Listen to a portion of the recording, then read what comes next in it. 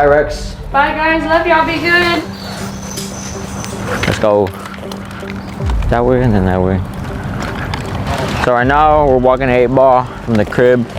I went one day, stopped by, and they were cool. They treated me good. Hooked me up with some coffee and a bandana. Ever since then, I just kept going back. And then eventually they opened this spot, and here we are now. For those that don't know, San Antonio, it can be dangerous, obviously, on the wrong side. But where I grew up, I mean, I grew up in a good neighborhood, good parents, good school. But I mean, like I said, there's bad parts that you don't want to go to. But San Antonio is cool. It's my home. That's what I'm used to. Get your ass in there. Yeah. What up, dog? How you doing? Chilling. What up, Benjamin? This is my homie Ben. He's one of the owners of 8 Ball. How's it going, man? Yeah, we've been here for about a year, and going on a half. We started off as a truck right up the street. One day he just showed up.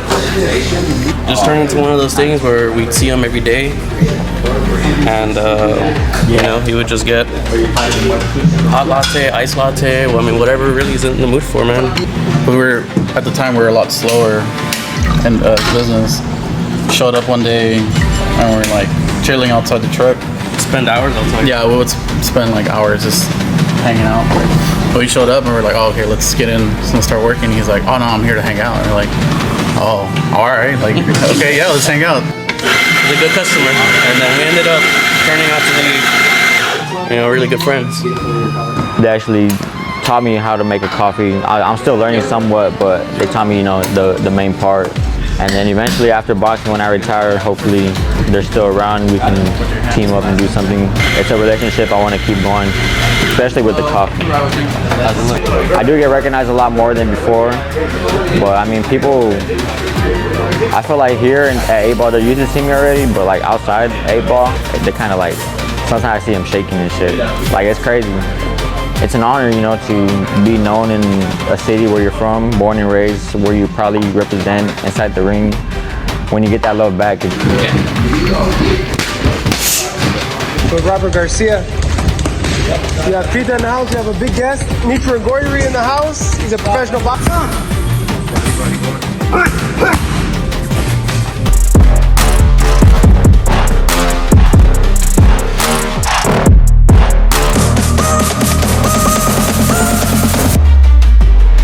Chepe.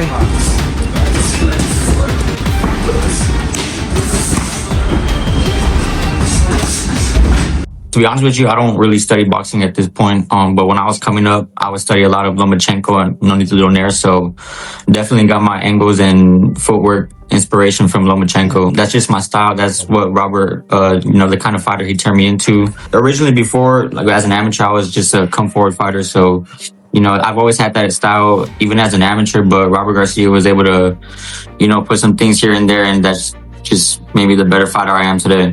Bam, I would love to see Bam about to fight after his. I would love for him to get that anyway fight. You know who Bam reminds me of? Salvador Sanchez. I started watching Salvador Sanchez like a month ago. You know, because I kept hearing about him. My pops would tell me about him. Like, yo, he was ahead of his time. Yeah. And yes. Bam Rodriguez, he kind of reminds me of him. He reminds me of him. Like, everything is like, what he does is effortless. And then when he see you ain't got shit, you're like, all right, I'm gonna take your ass up. I'm gonna stop playing with you. I would love to see you fight anyway. Jesse Bam Rodriguez is ready for his June 13th showdown against WBA bantamweight champion Antonio Vargas. The superstar unified junior bantamweight world champion will be stepping up in weight, looking to claim a title in a new division as he edges closer to his highly anticipated clash with Naoya Inoue. While Bam's immediate focus is on Vargas, the boxing world already has one eye on what could be the biggest fight in boxing history, a meeting between two of the sport's greatest pound-for-pound stars. But first, Bam must get past Antonio Vargas, who will be more than willing to cause a major upset and shatter the dreams of everyone eagerly waiting to see the American and Japanese superstars collide.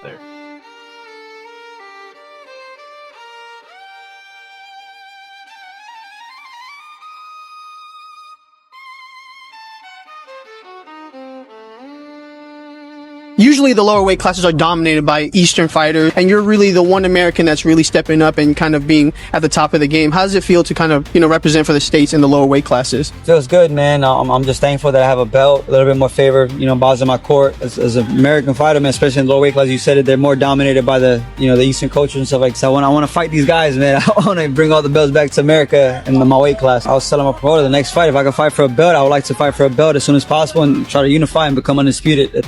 Vargas has his own ambitions of making his mark in the lower weight classes, but getting the better of Jesse "Bam" Rodriguez looks like a near impossible task. Bam is the undisputed star of the lower weight divisions and has been on a remarkable rise over the past few years, finding himself in pound-for-pound conversations after every outing. The 26-year-old boasts 16 knockout wins from 23 fights and has stopped all of his last 5 opponents inside the distance. He is in red-hot form, having unified the WBA, WBC, WBO, and Ring Magazine Super Flyweight titles since November 2025. He previously held the WBC Super Flyweight title in 2022 and the unified IBF and WBO Flyweight titles from 2023 to 2024. His promoter Eddie Hearn holds him in the highest regard and recently spoke glowingly about his stunning rise through the divisions.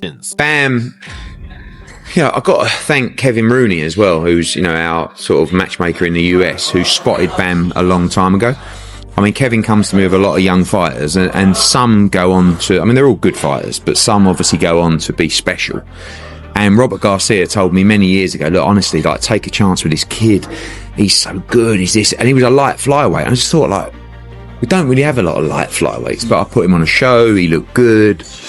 And then obviously he was going to be on the undercard of Quadras against Rungvisai. Rungvisai pulled out and we had a week to go.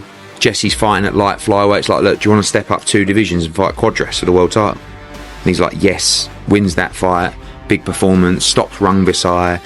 Drops down to flyweight. Because they always said, look, we're not super fly. We're light fly. But then dropped to fly. Won that world title. Unified it against Sonny. And then that was the fight they said, we can't make fly anymore.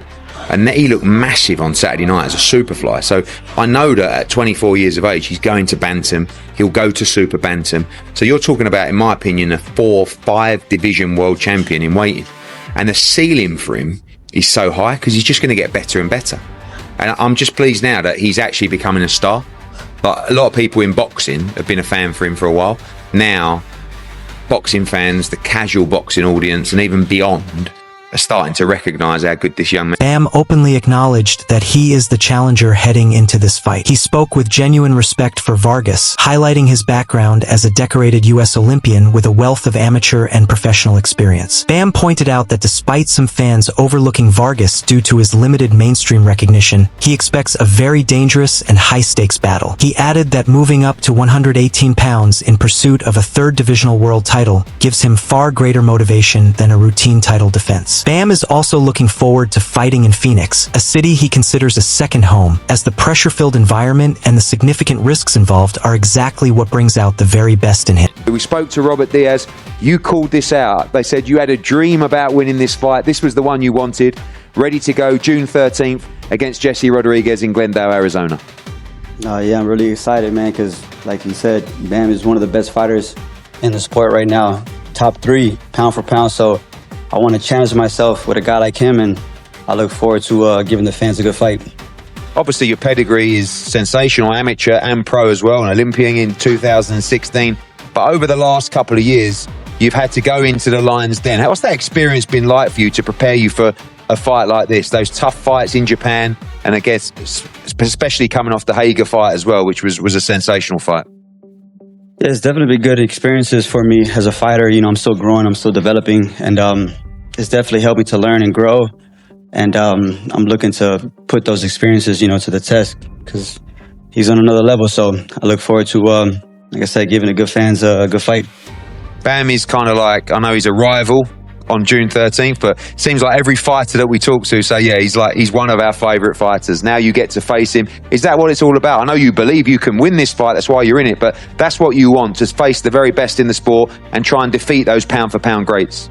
Yeah, that's the name of the sport, is to fight the best and to beat the best, so he's one of the best in the sports right now, so I'm really...